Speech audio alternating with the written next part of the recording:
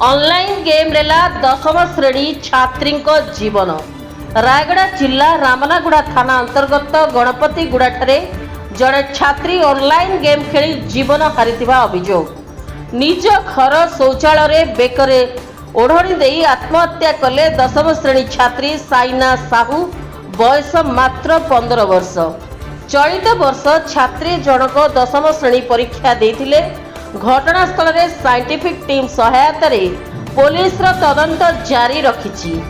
शव को पुलिस जबत करने सह पोस्टमार्टम गुणुपुर उपखंड स्तरीय स्वास्थ्य केन्द्र को आनी पुलिस।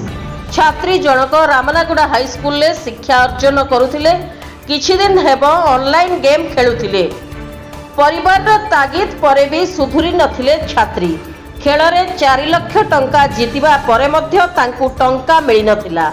छात्री जनक ऑनलाइन गेम खेलिबा संस्था सह खेलुथिले।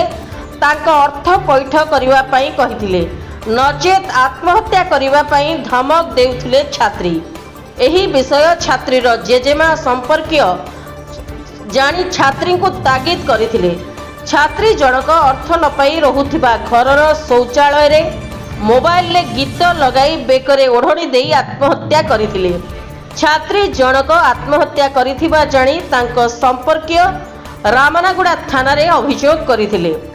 रायगड़ारू प्रफुल्ल कुमार बेहरा रिपोर्ट, रिपब्लिक ओडिशा, साधारण लोकंको स्वर।